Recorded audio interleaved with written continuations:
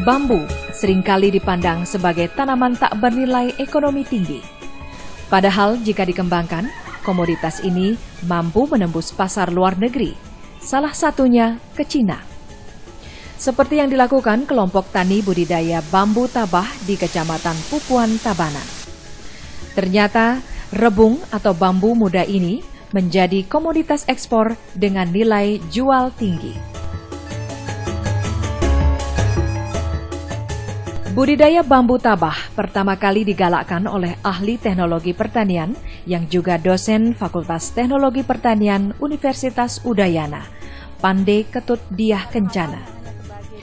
Wanita yang bergelar doktor berkat penelitian mengenai bambu mengawali kegiatannya dengan pembibitan dan penelitian di tahun 2003. Alasan utamanya, bambu tabah menjadi kekayaan lokal yang belum tergarap.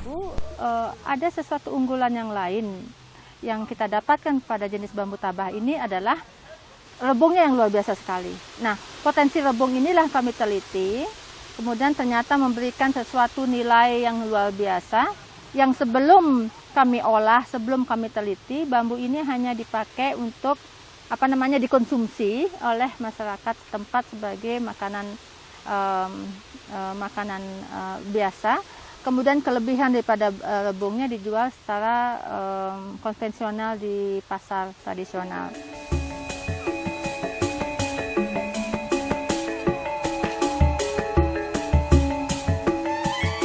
Upaya yang dilakukannya ternyata membuahkan hasil.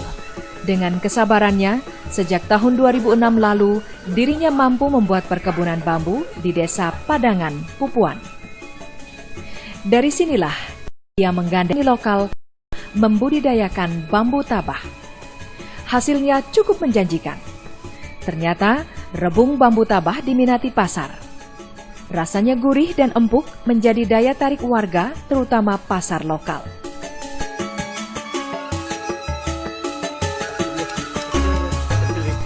Tingginya permintaan rebung tabah membuat Dr. Diah terus melakukan inovasi.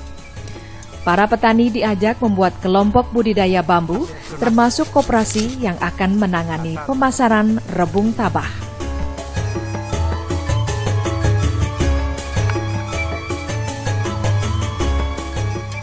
Dan mereka tinggal karena transmigrasi dulu barangkali konsepsi. Bambu berpotensi mengangkat perekonomian negeri ini. Sayangnya, meskipun Indonesia kaya akan jenis bambu, perdagangan di dunia menunjukkan ekspor bambu masih dikuasai Cina. Data perdagangan tahun 2011, komoditas ekspor bambu Cina mencapai 10 miliar dolar Amerika Serikat. Secara global, 67% perdagangan hasil bambu dipegang Cina.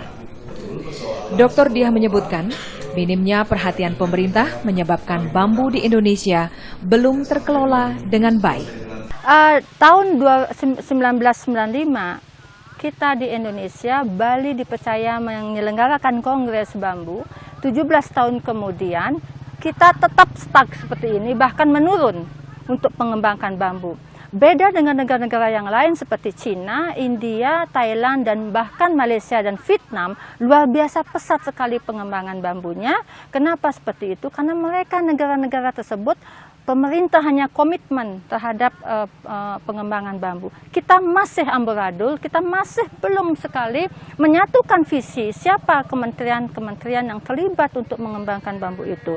Mudah-mudahan bahwa Dewan Bambu Nasional yang sudah terbentuk ini untuk bisa dikawal, kemudian kementerian-kementerian siapa yang terlibat, kita mulai untuk melirik bambu sebagai prospek unggulan Indonesia.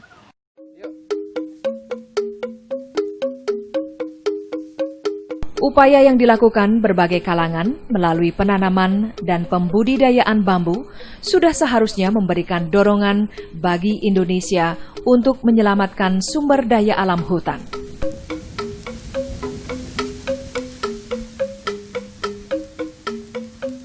Hutan adalah perisai langgengnya air kehidupan masyarakat dan penghormatan kepada alam serta Sang Pencipta. Ketika bambu terbukti mampu mengembalikan kelestarian alam, maka di sisi lain kita juga melihat potensi bambu yang memiliki nilai ekonomis tinggi. Serumpun bambu untuk akar kehidupan makhluk hidup yang berkelanjutan.